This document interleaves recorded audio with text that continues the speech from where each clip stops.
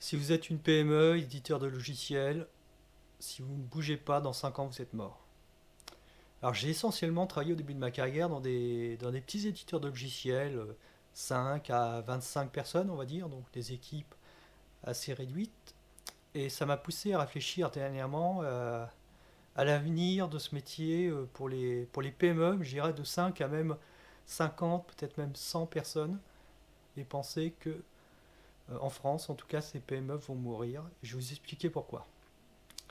Alors, la première chose, c'est que le terrain de jeu est en train de s'étendre. Précédemment, on pouvait lancer un petit business, avoir quelques clients locaux, avoir 5, 6, 10 personnes et s'en sortir. Le problème, c'est qu'avec Internet, maintenant, tout le monde peut comparer et on a en face des acteurs qui vont développer des entreprises de taille supérieure parce que leur terrain de jeu, c'est la France, voire l'Europe. Donc forcément, ils vont pouvoir produire beaucoup plus de features, des features de meilleure qualité, un support de meilleure qualité, une réactivité de dingue, s'adapter aux nouvelles technologies, et vous allez continuer à bricoler. Et ça, c'est à toute échelle, hein. Vous travaillez en local, d'autres vont travailler au national, vous travaillez en national, d'autres vont travailler à l'Europe ou au monde. On prend même des exemples très traditionnels, le monde de la paye, avec les grands acteurs de la paye. Eh bien, il y a des petits malins comme Payfit qui commencent à s'étendre sur plusieurs pays. Pour eux, il n'y a pas de frontières, ça n'existe pas. Leur terrain de jeu, c'est l'Europe, au minimum. Et, et forcément, ils ont des capacités à proposer des nouvelles fonctionnalités, à être plus puissants, plus rapides, plus véloces, que n'auront pas les acteurs limités au terrain de jeu qu'est la France. Il y a un autre facteur qui va rentrer en cause, et on commence à le sentir actuellement, c'est qu'il y a une tension au niveau des métiers du développement et un peu du produit. Les salaires sont en train d'augmenter, et pour ça, il y a plusieurs raisons à ça. Des entreprises comme Facebook, maintenant appelées Meta, commencent à annoncer qu'ils vont recruter en France et qu'ils vont avoir des activités en France. Et ce ne sont pas les seuls d'acteurs de cette taille-là qui veulent arriver en France. De plus en plus de startups françaises commencent à avoir des tailles conséquentes, 3, 4, 500, 800, 1000 personnes.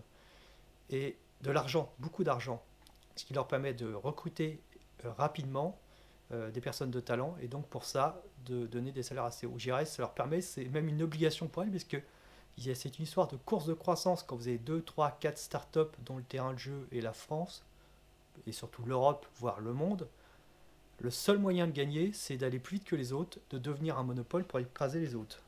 Bon, ça, je vous conseille le très bon livre de 0 à 1, From Zero to One de Peter Thiel, qui explique exactement ça. C'est un cours qu'il a fait à Stanford, qui est devenu un ouvrage. C'est quand même le fondateur PayPal, c'est pas juste quelqu'un qui observe, c'est quelqu'un qui agit dans ce domaine.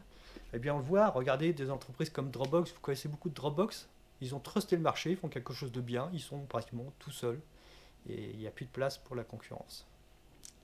Donc, si vous êtes une petite PME, que vous proposez des salaires de développeurs à 40 000 ou voire 50 000 euros, et que des méta Facebook arrivent avec des salaires à 100 000 euros, forcément, bah, vous allez dire, je ne comprends pas, j'arrive à recruter personne.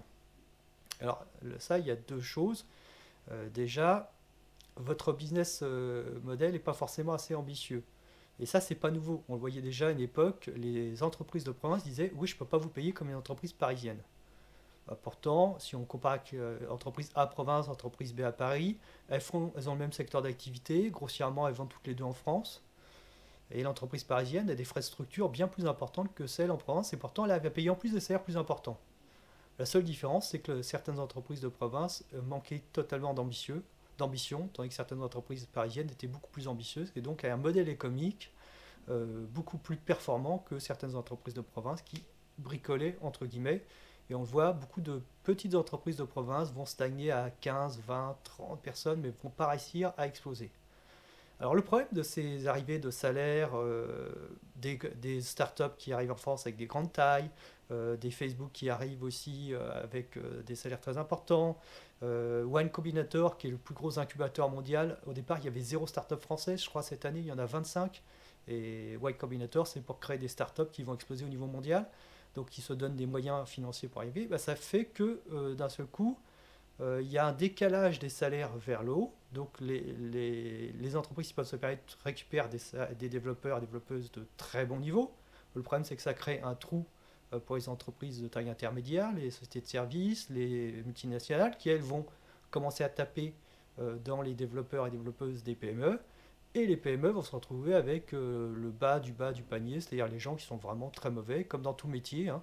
Il y a des gens très bons et il y a des gens très mauvais. Ça existe depuis 50 ans, 60 ans, on parle, on explique qu'il y a une différence de productivité de x10 entre un très bon et un très mauvais développeur. Alors, ce qu'on appelle productivité, c'est pas le nombre de lignes de code, c'est la valeur que ça va créer. Et moi, je l'ai vu pour avoir encadré des développeurs et des développeuses. J'ai vu des gens où on peut dire s'il y a une différence entre l'athlète qui gagne une petite compétition locale et des personnes qui jouent en national, voire peut-être plus. Moi, je suis surtout du national. J'ai pas eu peut-être des gens, disons, on va dire champions du monde, mais je voyais vraiment des différences. Si on fait une comparaison sportive, on voyait bien qu'il y a des différences absolument démentielles. Donc, des salaires qui sont en train d'augmenter, une tension qui est importante, et bientôt vous allez retrouver avec plus personne pour pouvoir produire. Donc c'est bien d'avoir des clients, c'est bien d'avoir du marketing, c'est bien d'avoir des idées, mais si vous avez absolument personne pour pouvoir vous aider à produire, votre entreprise va péricliter. Et on se rend compte petit à petit que c'est quelque chose qui est en train d'arriver de plus en plus. Ça commence par c'est compliqué de recruter. Bah non, c'est pas si compliqué que ça, mais il faut payer cher. Et si vous payez cher, vous allez obtenir des personnes de bonne qualité. Ces personnes de bonne qualité vont vous permettre d'aller sur des produits de meilleure qualité qui vont vous permettre d'aller au national ou à l'Europe, voire le monde. Mais si vous visez du petit business, vous allez faire quelques clients comme ci, comme ça, c'est fini. Je vous donne un exemple, vous voulez lancer un site il y a quelques années, vous pouvez lancer des sites marchands en plein de domaines. Vous prenez Mano Mano, qui est un site de bricolage français, ils ont 250 développeurs. Je ne sais même pas ce qu'ils font avec autant de développeurs, je ne saurais même pas quoi en faire personnellement. Je ne sais pas comment ils sont organisés, mais c'est démentiel. Essayez de trouver la puissance de feu pour pouvoir proposer un site aussi bien fait avec des petits moyens. Non, bah eux, ils ont des développeurs, ils ont des data scientists, le site tombe jamais en panne, etc. C'est du lourd. Et bien maintenant, c'est fini, la place est prise. Et vous n'avez pas d'autre choix que de mourir, ou alors vous hyper spécialisez peut-être. Donc, si vous êtes une PME, c'est vraiment le moment de regarder un peu plus large, de regarder ce que font vos concurrents, les nouveaux acteurs qui sont en train d'avoir des ambitions qui sont très au-dessus des vôtres, aucune dette technologique, qui recrutent des gens de très grande qualité, et vous qui peut-être vous êtes resté sur des bases plus anciennes, et vous demandez c'est quoi votre avenir par rapport à tout cet écosystème qui est en train de bouger, et peut-être que vous n'avez pas bougé.